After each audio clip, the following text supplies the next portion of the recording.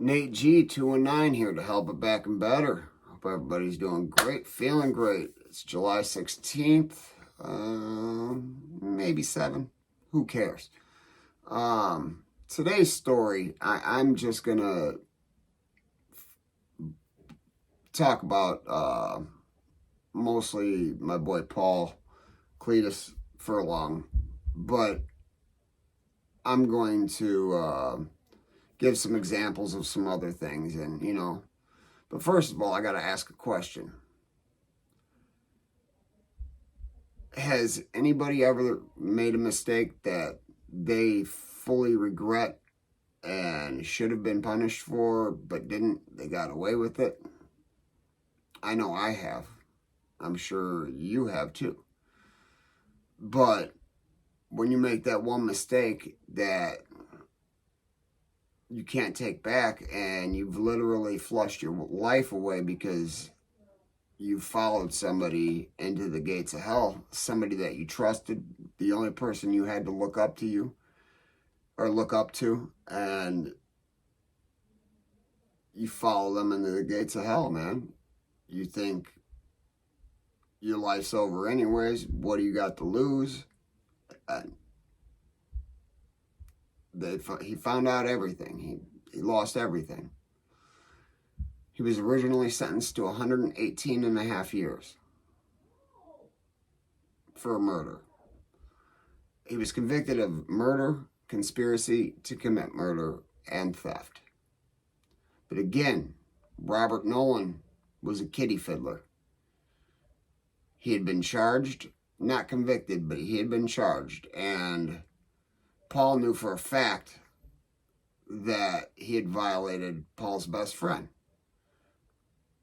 or had his suspicions. He knew it.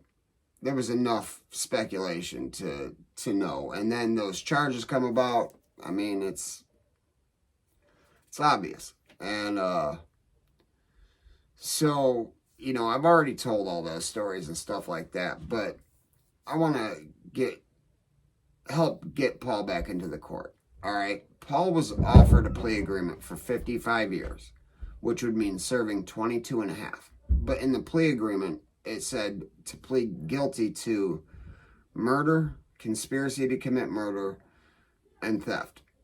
All ran concurrent, 55 years. Serve half the time. He'd have been home this month, or this year sometime, if not earlier. But he still has a release date of 2034 because that plea agreement was unconstitutional, okay? And when you're 18 and you're sitting there, your lawyer's not giving you proper advice.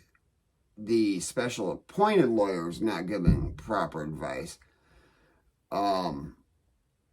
He withdraws his plea. They were trying to get him to sign an unconstitutional plea. But had they explained to him, signing that plea would benefit him. Nobody told him that.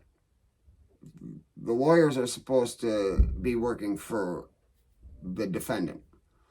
This just shows that when you have a public defender, that's why we call them public pretenders. When you have one of them, they're not working for you. Unless they think they can get you out of it and make their name go way the hell up there. They're in it to juke stats, make sure that Port County gets their convictions.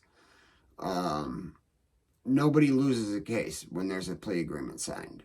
Nobody loses. So the conviction rate still goes up. Defense lawyer didn't lose a trial. Most lawyers don't want a trial because, especially if their client is guilty, they don't want a trial. Sorry, I had to time out for a second. But when you got jailhouse lawyers, and I'm not talking about people like Chad Marks on Blood on the Razor Wire, because that man is a lawyer that just has never went to law school. He should. Yeah, Chad, you definitely should go to law school. But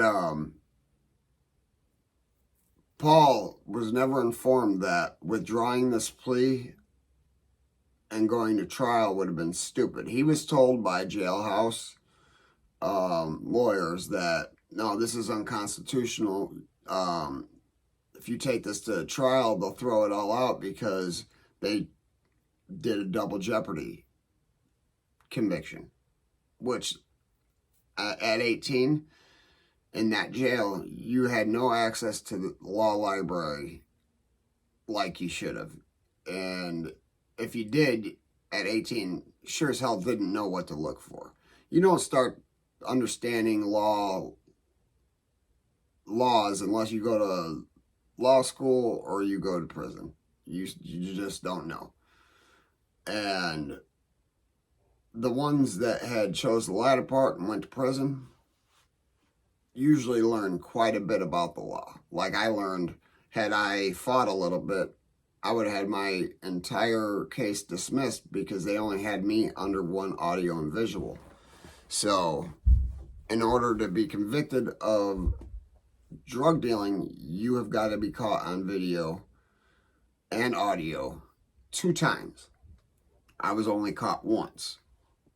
They charged me with 2, but the second one wasn't me delivering it. It was just me on the phone, and I wasn't there. But they charged me with it, but they did drop it. It made it sound like the lawyer was like, well, I got this one dropped, and, you know, had I known a little bit more, that one had to go. They failed on another attempt because I had already gotten fishy feelings and I wasn't messing around. So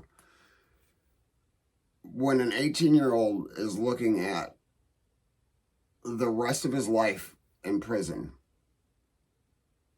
he's scared. Man, hell, 41, if I go to prison, they say, the rest of your life is in prison. I'm going to be scared too. And I just would pray that I had the counsel that would guide me in the correct direction. But unfortunately, Peter Boyles and Gary Gurman is the lead prosecutor in the county now. The same county that Paul is trying to go back and get some sort of sentence modification. Hey, maybe go back to that plea agreement that nobody informed me. There's all sorts of grounds of ineffective counsel for him to get back into the court. There are so many grounds. Now, if anybody wants to get curious, read up the Indiana public defender situation and how it works for the state and not for the defendant. And Indiana has a big thing going on about that. Now, I don't know enough about it. I haven't been able to read enough about it to bring you the exact logistics of it, but I just know it's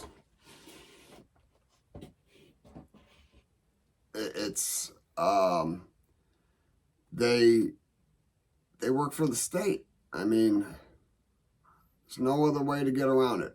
Everybody knows this. A public pretender works for the state.